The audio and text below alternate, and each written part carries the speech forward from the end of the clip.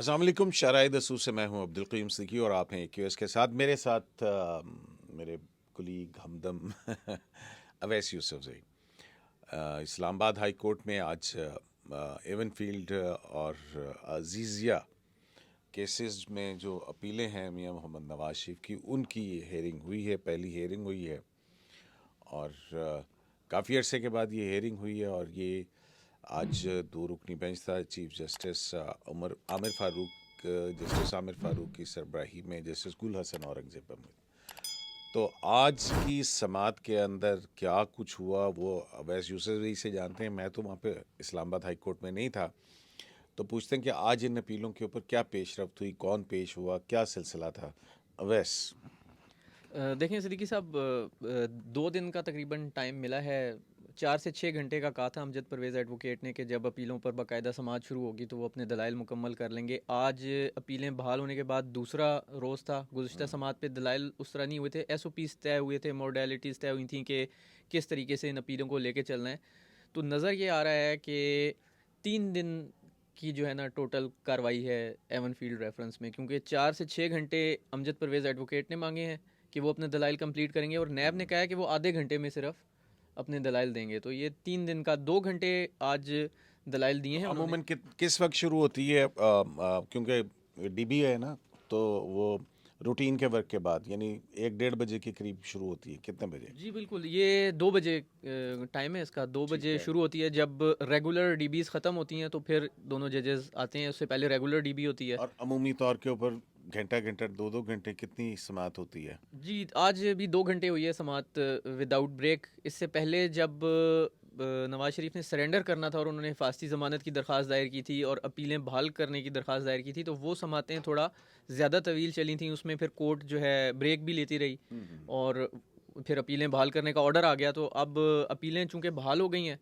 तो Avon field reference में सबसे पहले दलाइल हो रहे हैं। अदालत ने गुज़िश्ता समाअत पे पूछा था कि आप दोनों अपीलों को एक साथ आर्गू करेंगे या क्या तरीक़ेकार होगा। तो अमजद परवेज़ एडवोकेट ने कहा था कि जो एवन फील्ड रेफरेंस का फ़ैसला है वो को एक्यूज़्ड मरीम नवाज़ और कैप्टन रिटायर्ड सफदर की हद तक पहले ही आ चुका है।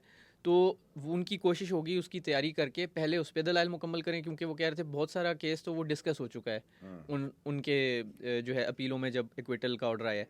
और चीफ जस्टिस ने भी ये कहा था कि वो बहुत सारे जो फैक्ट्स हैं वो उनके जहन में हैं। तो अब उस पर जो है दलाइल का बाकायदा दलाइल का पहला रोज़ था और अपीलें बहाल होने के बाद समाअत का दूसरा रोज़ था।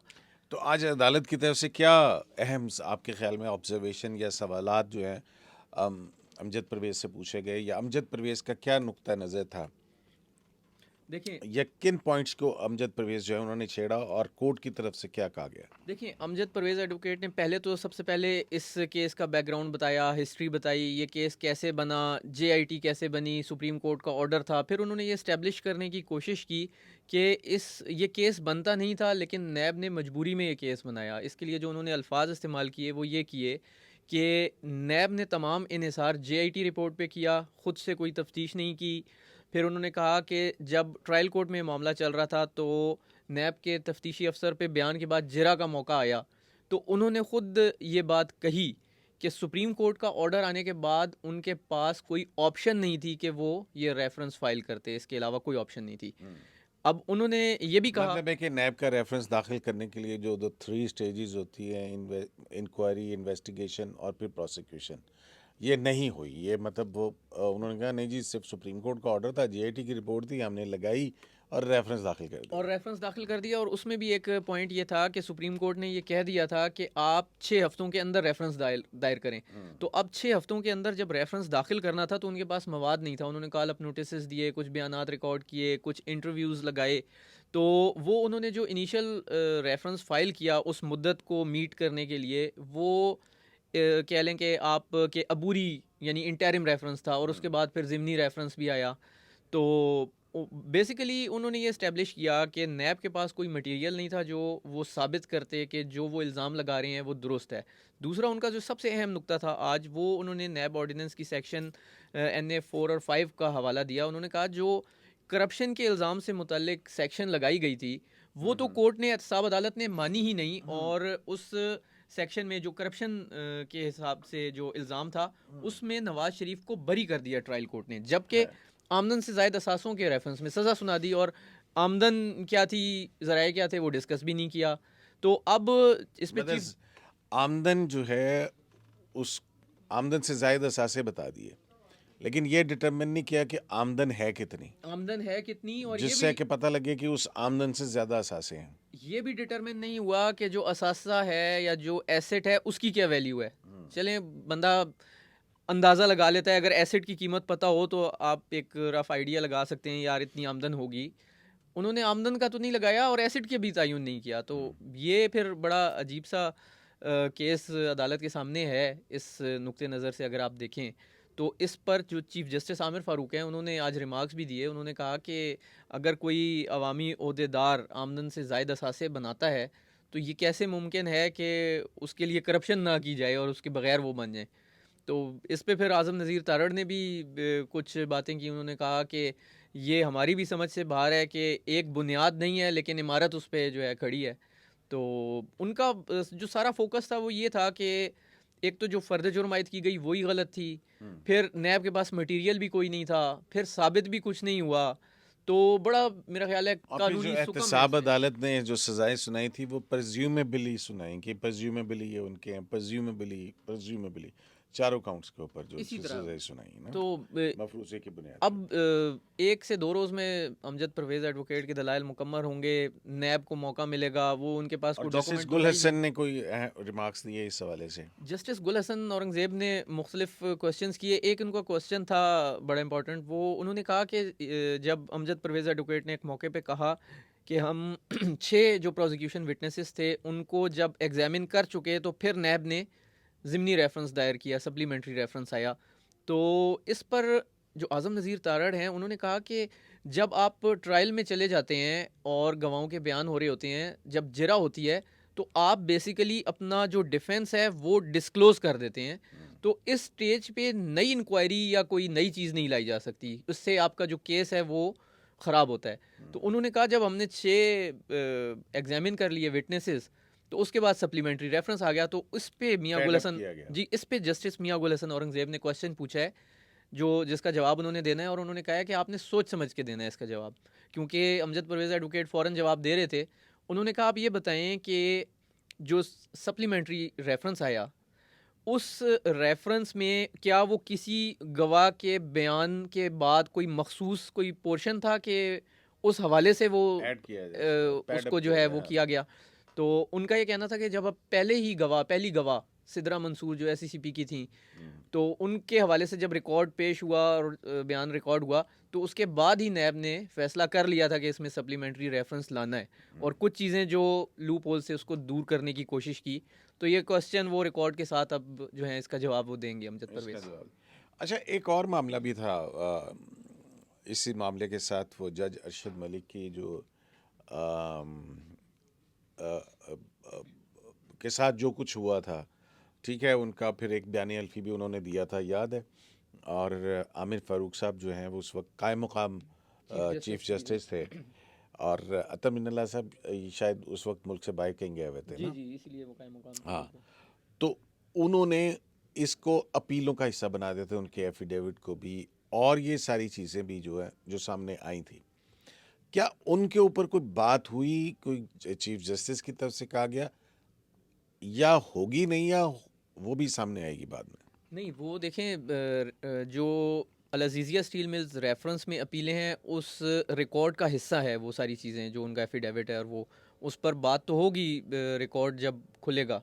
अभी क्योंकि इब्तदाई तौर पे ये तय हुआ है कि पहले अल-अज़ीज़िया रेफरेंस से पहले यानी एवनफील्ड रेफरेंस पर जब दलाइल मुकम्मल हो जाएंगे, जजमेंट रिज़र्व हो जाएगी, तो फिर अल-अज़ीज़िया स्टील मिल्स रेफरेंस के हवाले से अपील, उसके फैक्ट्स, उसका जो जजमेंट है, जो अरशद मलिक ने फ़ैसला सुनाया था सज़ा का 7 साल कैद का, वो, और जो ये वीडियो स्कैंडल है, ये उस वक्त उस मरहले पर डिस्कस होगा जब ये चीज़ें सामने आएंगी। अपील अल-अज़ीज़िया वाली सुनी जाएगी। अभी अल-अज़ीज़िया वाली जो अपील है वो फिक्स तो होती है रेगुलर उसमें, लेकिन दलाइल अभी सिर्फ एवन फील्ड रेफरेंस वाली अपील पे हो रहे हैं।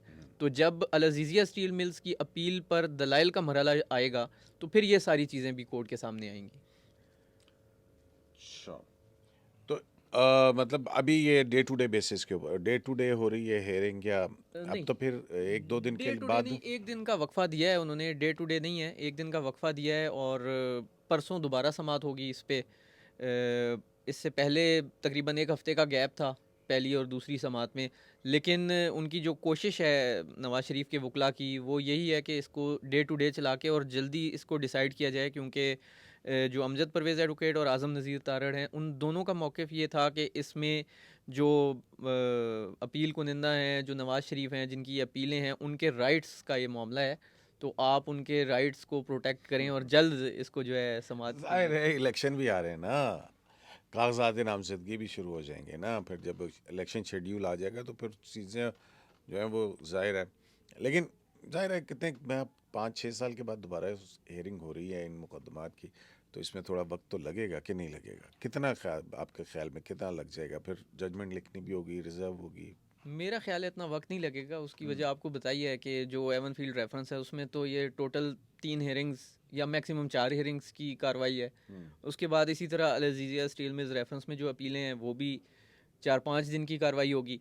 और डे टू डे नहीं भी होती, एक दिन गैप के साथ भी अगर ये होती हैं, तो मेरा ख्याल है कि ये 2-3 वीक्स में जो है कंप्लीट हो जाएगी प्रोसीडिंग। एक हफ़्ता जो है जजमेंट आने में लग सकता है। ये भी होता है बाज़ औक़ात के शॉर्ट ऑर्डर जल्दी आ जाता है और डिटेल ऑर्डर जो रीजनिंग के साथ है वो बाद में आता है। तो मैक्सिमम आप 1 माह कर लें। 1 माह?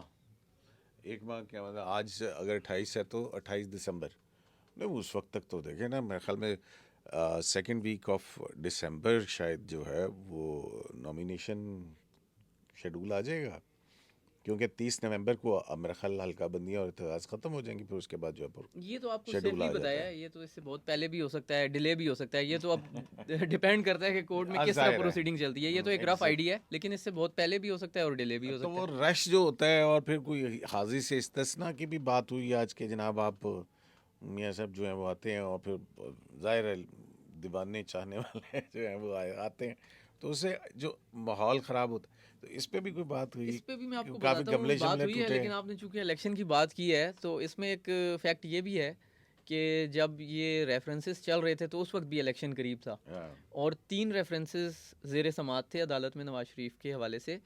और जो एहतसाब अदालत के जज मोहम्मद बशीर हैं, उन्होंने कहा था कि वो एक साथ फैसला सुनाएंगे, लेकिन और अचानक वो कहा भी क्या था, वो फिर सुप्रीम कोर्ट का ऑर्डर भी था जस्टिस साकिब निसार साहब का, जी जी कि जनाब 25 उससे पहले जो है आप रेफरेंस या रेफरेंसेस जी जी का जी वो फैसला सुने। एग्जैक्टली तो तो उस पर उस फिर बना जब ये वाला ऑर्डर आया तो उसके बाद फिर उन्होंने एवन फील्ड को पकड़ के चलाना शुरू कर दिया और बाकी 2 रेफरेंसेस में कार्रवाई रोक दी, वरना साथ साथ डेली चलती थी। तो उसका नतीजा ये हुआ कि इलेक्शन से पहले उसका फैसला आया, नवाज शरीफ को सज़ा हुई, और फिर ना सिर्फ सज़ा हुई बल्कि जो अपीलें लगीं और ज़मानत होनी थी, जो सज़ा मुअत्तली का मामला था, वो भी नहीं हो मैं सका समझ था। गया। आप जो है ना जेरे जेरे जेरे लब या बिटवीन द लाइन आप ये कह रहे हैं कि ये क्लॉक रिवर्स हो रहा है। क्लॉक रिवर्स हो रहा है। अब पहले इलेक्शन अब से अगला पहले इलेक्शन नाहल किया गया था, अब इलेक्शन से पहले अहल हो जो है जाएंगे। ना वो मतलब है कि एपथी है, पता नहीं क्या कहें, मुझे तो समझ नहीं आती है, क्योंकि एक चीज़ गलत हुई है और गलत को कलदम हो रही है, तो नहीं, वो इसमें फिर देखें एक जो बड़ा अहम नुक्ता है ना सिद्दीकी साहब, आपको मैं बताऊं कि किसी भी चीज़ में, केस में तवालत क्यों होती है? तवालत होती है तब केस में जब कोई उसमें आके केस को जो है ना फाइट कर रहा हो, कोई दूसरी साइड से भी कुछ चीज़ें आ रही हों, कोई मुखालफत हो रही हो ज़्यादा। अब अगर उनके पास एविडेंस ही नहीं है, बताने को ही कुछ नहीं है, तो कोर्ट भी किस हद नैब तक। के पास क्या है या क्या नहीं है, नहीं, लेकिन जाहिर है कोर्ट ने देखना तो है ना। बहरहाल ऐसे भी नहीं है, ऐसे भी नहीं। तो देखते हैं जनाब, अब अगली समाज जो है वो 29 नवंबर को है, जी जी और 29 नवंबर को जो है फिर इस पर मज़ीद कार्रवाई आगे बढ़ेगी। तो तब तक के लिए नहीं, अगले प्रोग्राम तक के लिए एक वेस्ट लाइफ से इजाज़त दीजिए। अल्लाह ने के बाद बहुत शुक्रिया वैसे।